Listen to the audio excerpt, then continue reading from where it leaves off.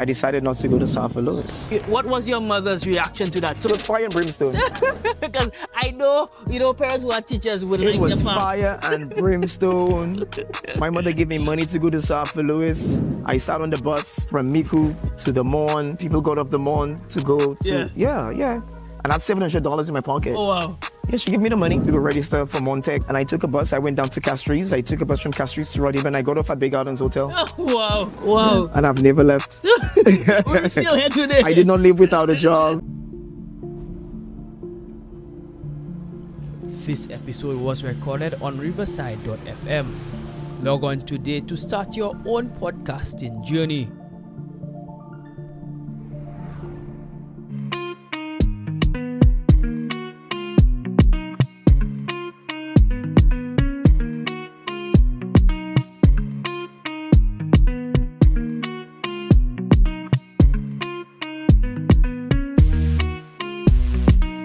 Hello, everybody, and welcome to a unique series of the Game Changers Hub podcast. Yes, you heard right. It's a series. It's not just a single episode.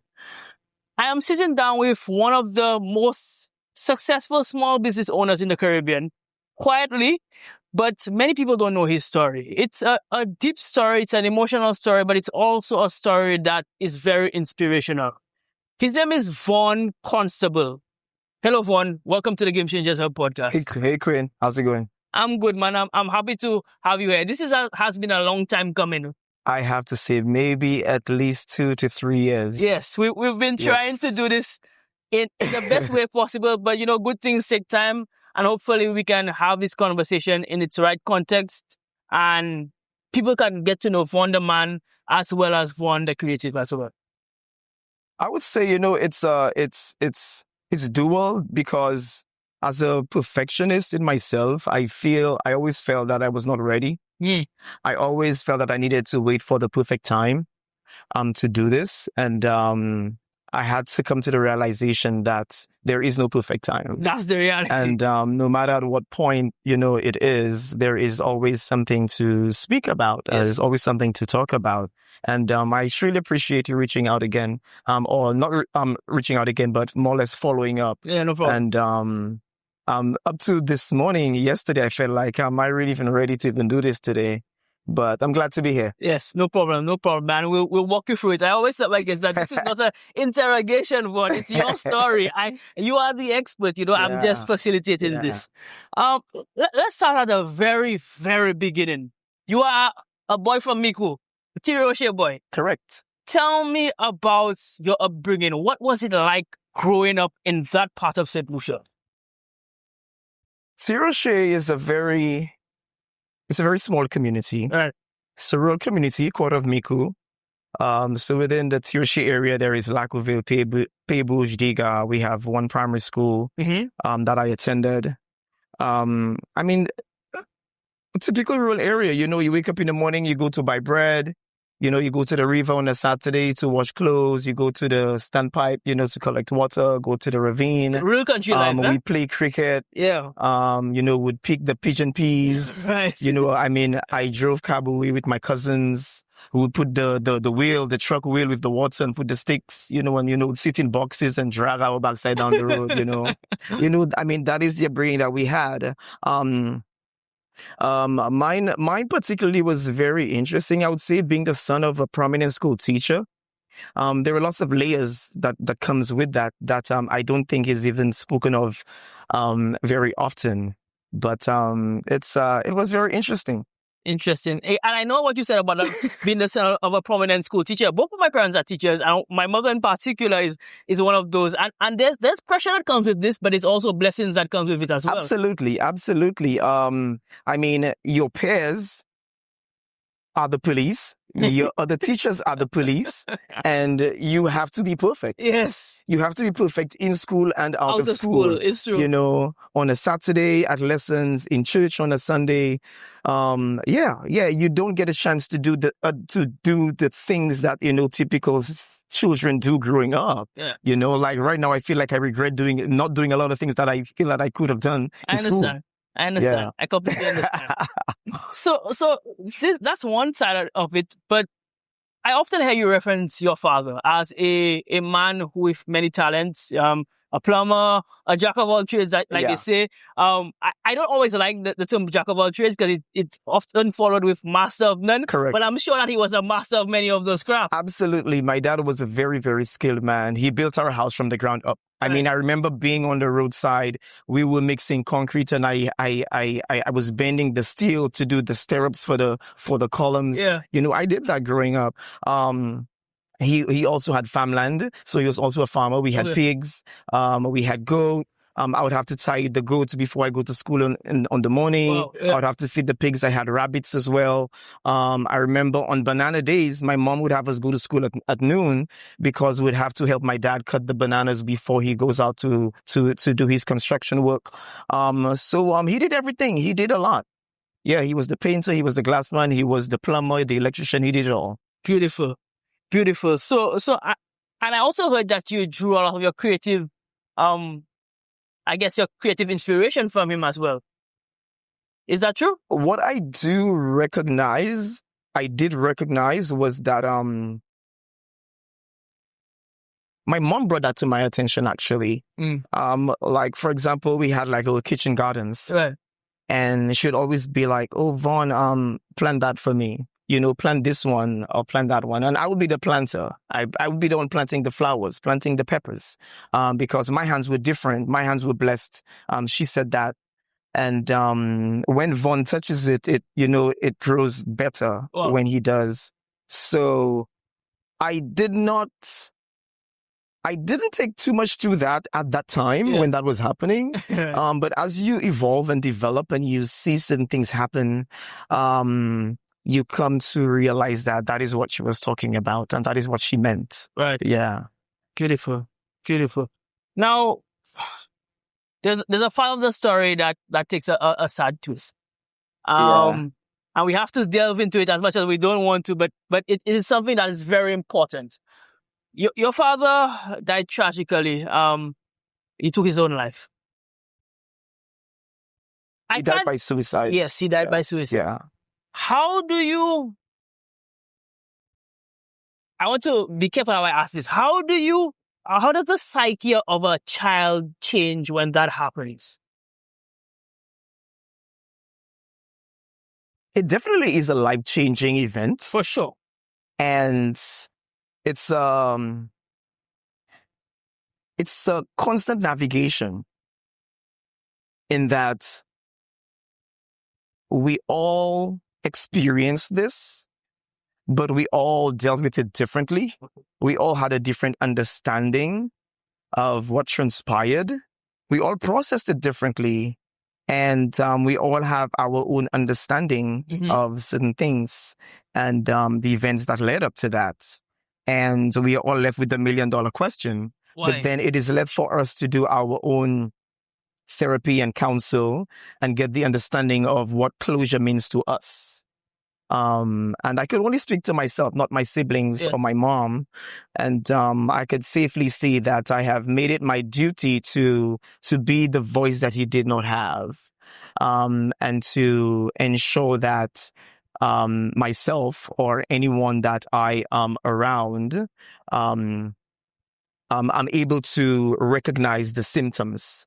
And that's one of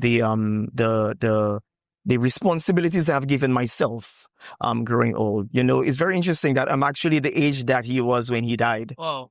And even in therapy over the years, because it's continuous, you know,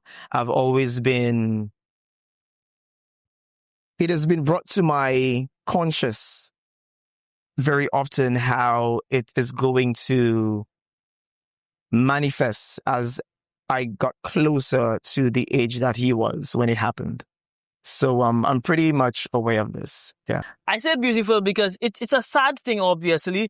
But it's unfortunate, yeah. But it takes you to a place that you can help others because it raises awareness for this thing, right? Because it's a reality. It's a reality that people face, that, you know, people have those struggles.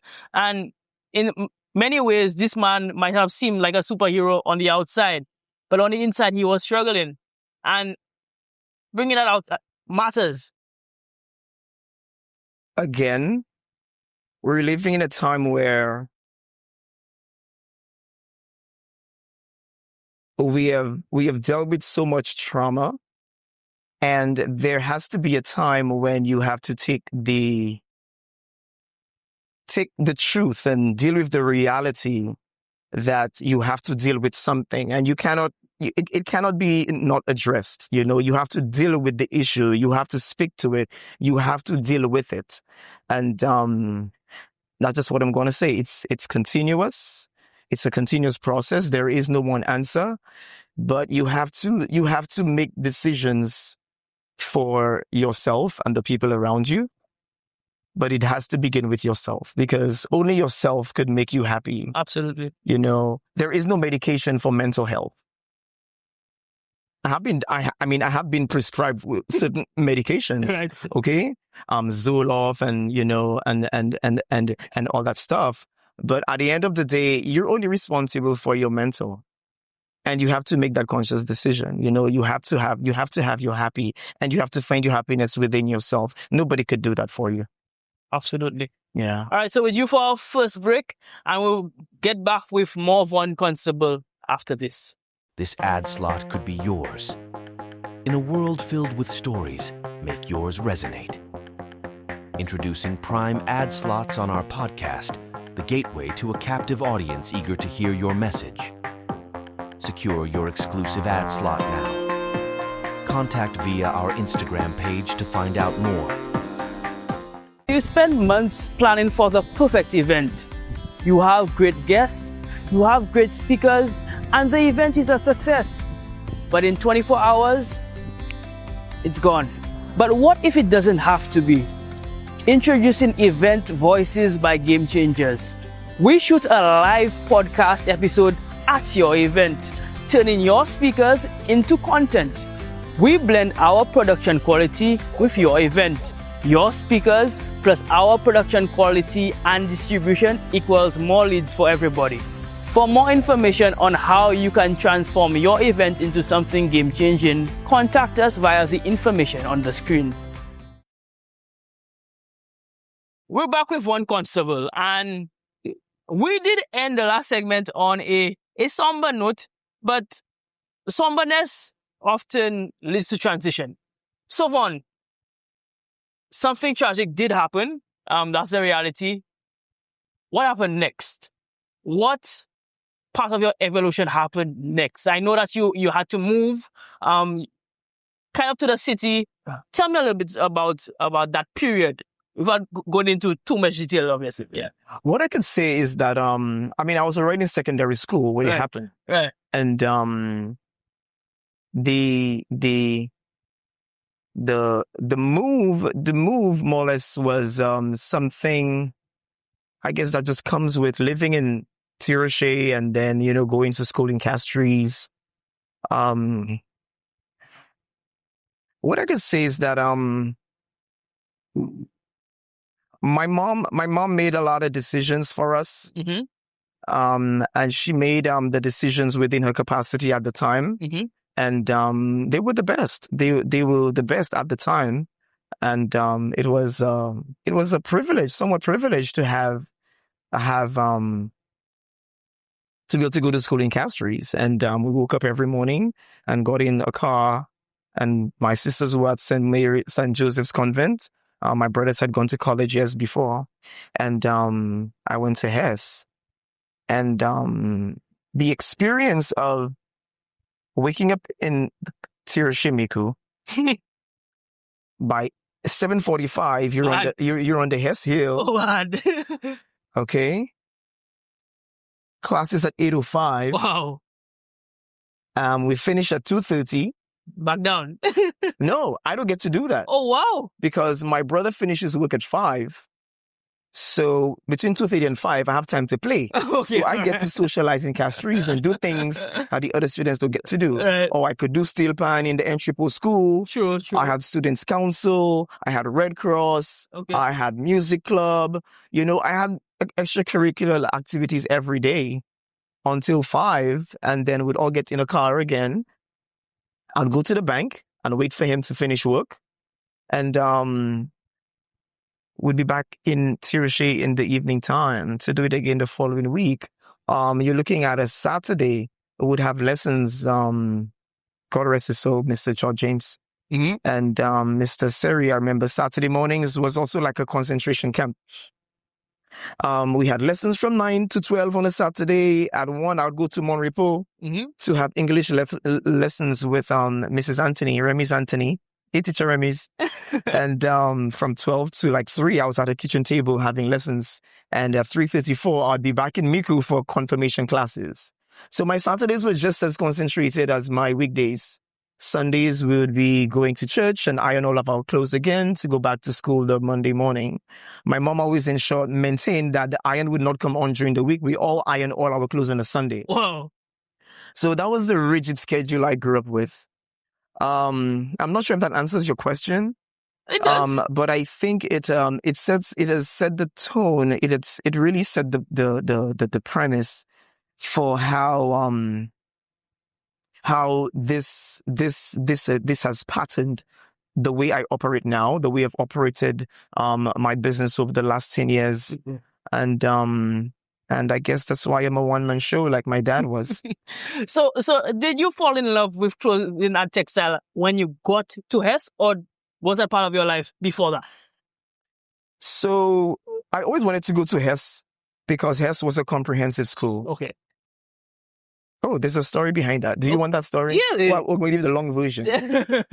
So my mom, as a prominent school teacher, everybody in the community, they want my mom to teach their child. Because when my mother teaches your child is going to pass common entrance to go to a really good school. Okay. All right. So when the time came for choosing subjects, I wanted to go to Hess, and Hess was my first choice. Okay. And the results came back, and I was so excited that Tuesday morning, and I'm opening my little slip of paper. Mommy, I'm going to Hess. And she says, oh, if your grade in reading was a little bit higher, you'd have made it to St. Mary's College, because she changed my choice to SMC behind my back. So you didn't know. And I still went to Hess. Okay. I wanted to go to a comprehensive school. Right. Okay. I wanted to be in a mixed school, but she wanted me to go to St. Mary's. Okay. And I still went to Hess. When I was choosing my subjects for CXE, I did technical drawing. I didn't choose clothing and textile though, but I remember in clothing and textile, Miss Farwell and Miss Joseph, God rest your soul, our first project was to do this, we had to sew an apron with and then do embroidery on there. Yeah, that was dope. I really enjoyed that. But still, you're doing it. I like to do it. I mean, I love drawing. I love using my hands. I love painting. I was always a creative. But there was not any one aspect of creative that was favorited over the other. Right. So you were just a creative ball of energy. Hands-on. Just hands-on. Like just doing things and making things and doing things. And, that was, I did not do any foreign subject. Wow. And I just enjoyed making and doing things. And that is why I did not go to Sir Arthur Lewis. Okay. Yeah. When I graduated Leon Hess, there was nothing really being offered at Sir Arthur that I wanted to do. Right. And it was a really good friend of mine, Miss Francilia Samuel. How are you? She said to me, Vaughn, you will never be successful doing something you don't like to do. And I decided not to go to Sir Arthur Lewis. Interesting. So what was your mother's reaction to that? So it was fire and brimstone. Because I know, parents who are teachers would like it was fire and brimstone. My mother gave me money to go to Sir Arthur Lewis. I sat on the bus from Micoud to the Morn. People got off the Morn to go to... Yeah. And I had $700 in my pocket. Oh, wow. Yeah, she gave me the money to go register for Montec. And I took a bus. I went down to Castries. I took a bus from Castries to Rodney, and I got off at Bay Gardens Hotel. Oh, wow. And I've never left. We're still here today. I did not live without a job. I sat there, waited for a job, and I got hired the very same day. Wow. I went to NSDC. I enrolled at NSDC in BC with the, at that time, it was Mr. Nureni Aziz, who was the general manager. Yes, wow. It's a full circle now because Wow, Twist now, as a member of the SLHDA, I mean, I could speak a whole other language about that. Yeah. But I say that to say the commonalities, the tenacity and the focus and the discipline, because after 6 weeks of NSDC, I graduated with my A in web design, and my final project was it was a web version of the Tropical Traveler magazine. Oh, wow. That was the magazine that was in all of these hotel rooms. Yes. So, I mean, I had gotten around the hotel over the 6-week period. And when I graduated, they assisted in placement, in job placement. So, they took my resume and had sent it to the Star Publishing at the time. Mm-hmm. And I didn't even know that at the time. And May calls Mrs. Park because they were really good friends. Yeah. This is a really good story. So May Wayne calls Mrs. Park and say, but how do you have this guy in the kitchen and this great web designer? My God, they were fighting for me. I didn't even know they were fighting for me. Oh, he's not going to go anywhere. But all I could say is that you follow your passions, you follow your dreams, and nothing gets in the way of it. Nothing gets in the way of it. It's not the typical. No, it is not the path. It is not the path that, they had planned out for me. Vaughn will continue doing what Vaughn wants to do. Got you. All right, so we're due for another break, and we will be back with more Vaughn Constable after this. Bruh, people keep asking me, how do I get into this podcast space? How do I actually get into podcasting? But it's so easy. I don't know why you guys are overcomplicating it. All you need is a browser and riverside.fm. It's that simple. This tool is designed to simplify high-quality video and audio online. Whether you're doing interviews for your startup, doing a live webinar, or just need some talking head clips, it records everything locally. It means that even if your internet lags, you get smooth video quality at 4K and smooth audio as well. Plus, it turns your long-form episodes into short clips that you can share across social media. If you want to start podcasting or record it online like a pro, click the link down below. What if I told you I made all this with just Capcut? My name's Lionel Eton. I'm a professional filmmaker and an AI filmmaking pioneer. I grew up loving movies and TV, but I joined the Coast Guard out of high school and I got stationed in Alaska. Hollywood couldn't have felt further away, but I kept pursuing my filmmaking dreams. Then I discovered AI. 2 years ago, I created my first AI film using Capcut, and my career took off. I started Film Crux to help close the gap between indie filmmakers and Hollywood, so that people's only limitation was their own creativity and imagination. Essential to that is using Capcut because it's so versatile. So everything from being able to retouch humans, AI transcriptions, to tracking, to background removal with AI, it's all possible. You're no longer limited by your resources, and instead you can create something that's really as close to what you had in that initial spark of your vision. With Capcut, I get to live in the worlds that I imagine, and I get to bring you with me. We're back with Vaughn Constable, and Vaughn, we're at the part of the story where you're at Bay Gardens. We're still at Bay Gardens. We're shooting this episode at Bay Gardens Hotel. Just tell me about the significance of this place for you. I mean, you didn't come here.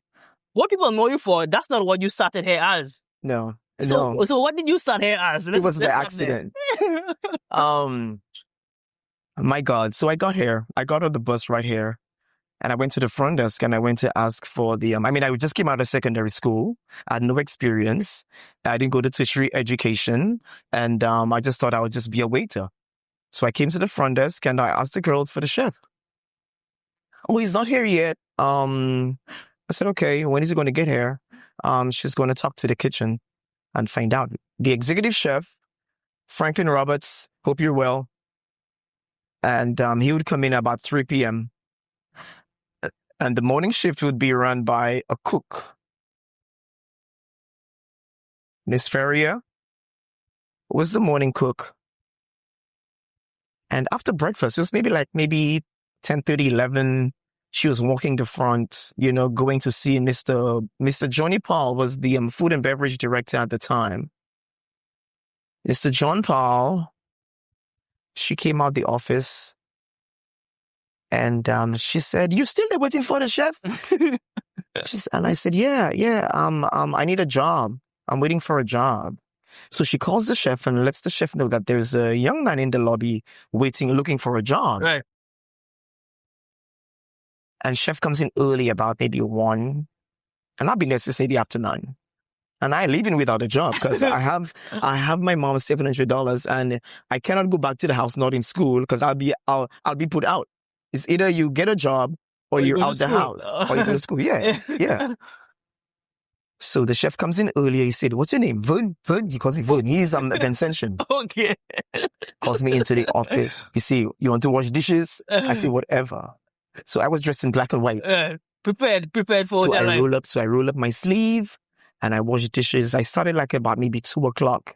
And about 5, he said, "Go home. Come back tomorrow for 7." Pastor, I was so happy. I took the bus back to Micoud and I gave my mother back her money. I never told anybody I was washing dishes. I had a job and I got to be back early in the morning. I'm not here for anybody to quarrel. I'm not here to hear no nonsense. I'm not arguing with nobody because I got to be in Rodney Bay 7 a.m. tomorrow morning. Okay, so now I'm thinking about how I'm going to get out of Tiroche because I probably got to be up at 4.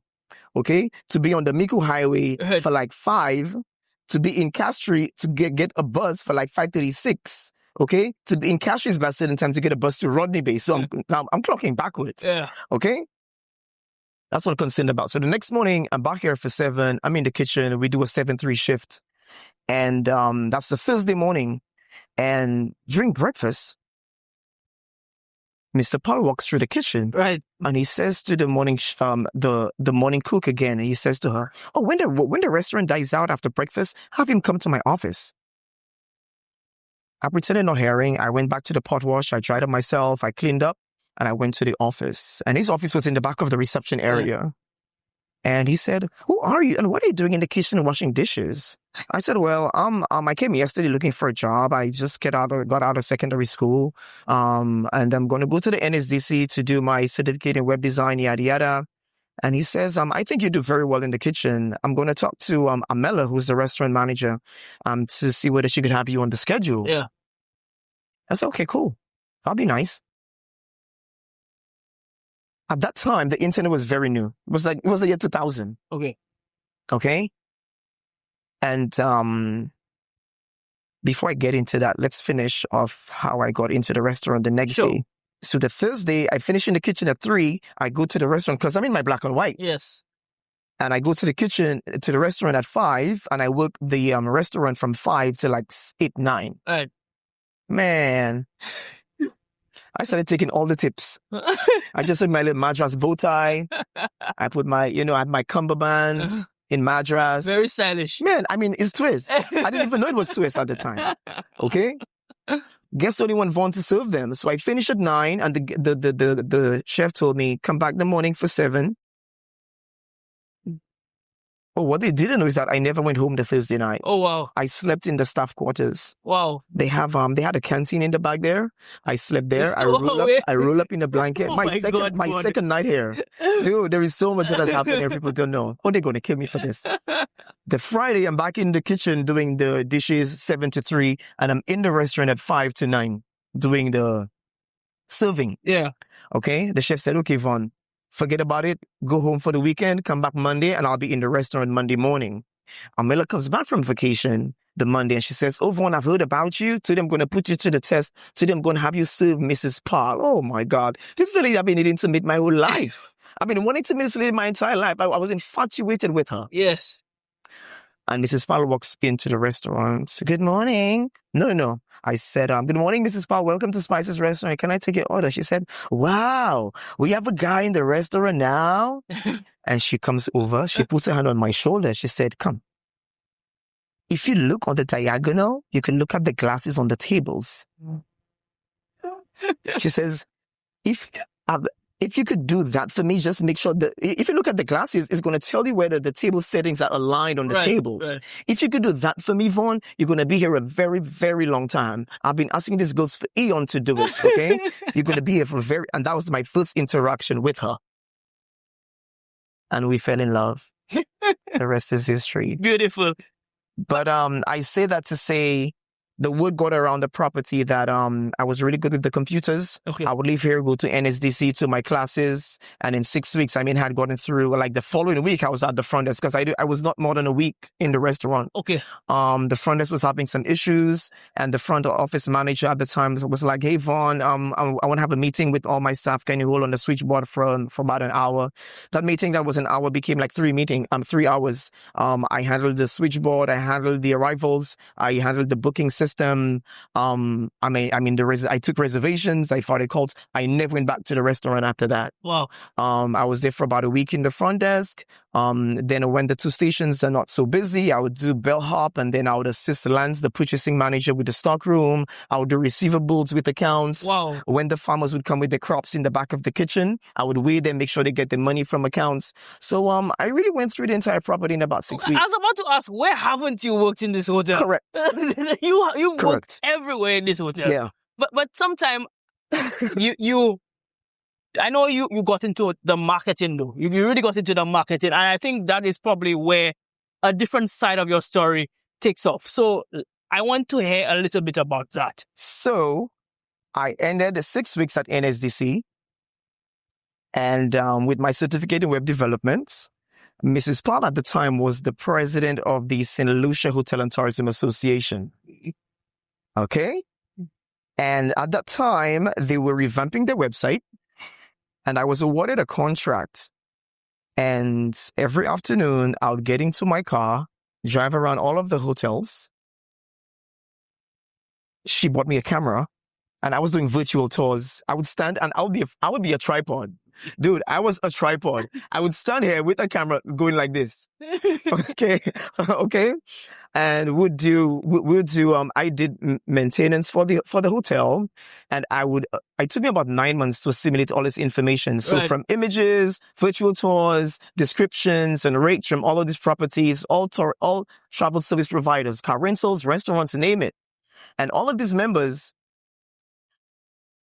I had all this information, and it took me 9 months to put this system together. There was a company called Enable Consultants that came in from Canada, and they trained me to manage this booking engine through the SLHDA. And it was at not the last, but they used to have these quarterly meetings or these annual meetings for all these members at the Royal St. Lucian Hotel, where we launched this new website that I had built. It was called stluciatravel.com.lc, and the association started making commissions from all the bookings that would come through the website. At that event, Yvonne Agard, she was the project manager at the time. She's now the chairwoman of Export St. Lucia. Yvonne Agard, when I first met Yvonne back in the day, and she introduced me to the gathering. She said, "Hey, this is Vaughn Constable. This is what he does for Big Gardens Hotel. You may have seen him around your property taking pictures. Yada, yada. You may have seen his emails coming through." And she gave them a little background. And we unveiled the website. I went and unveiled the new website. And after that meeting, I kid you not, I had about 6 hoteliers who wanted me to do what I was doing for Big Gardens for their hotels. Wow. The next day, I went downtown and I registered V Productions Group LLC. I got a sticker in the back of my car that said that with my website, my phone number, my email. And I would live here. And essentially, I was responsible for registering these hotels on all travel websites, name it, tour operators, travel agents, ensuring that they have the most updated pictures, updated rates and descriptions for the various room categories, and all that fun stuff. Yeah, so because somebody would look at what you do now and never assume that you were into that at all before. I mean, somebody who doesn't know you. Yeah. Yeah. And we will get a little bit into more details about what you do now a bit later. But how did that inform what you do now? How did that experience help you out in what you do today? Firstly, it begins with relationships. It begins with relationships. It begins with people, being around people who recognize your capabilities, Right. people who acknowledge them, and then people who recognize how much better you can be. Because I was capped at what my responsibilities were here, from conferencing, setting up the meeting planner guide, doing all the various layouts for the conference rooms and the various capacities, the different breaks and scheduling. And it was just one Saturday, Mrs. Paul was like, Vaughn, you've done it all here. Just move. You want to go to America? And I was out. In 2 weeks, I got rid of my car and I was out. You surround yourself with mentors. You get people who don't be the best where you are. And I recognized that a very long time ago, that the growth that has happened is because of the people that I surround myself with. And it's good that you have to reset that every couple of years. You have to reset that. You have to reset that. You have to grow. You have to move. Yeah. Amazing. Yeah. Thank you so much for sharing that insight, bro. It's really amazing to me. But I know there's a lot more to this story. There's a lot more that we have to unpack still. Yeah. And we will get to it Yeah. very, very soon. Yeah, man.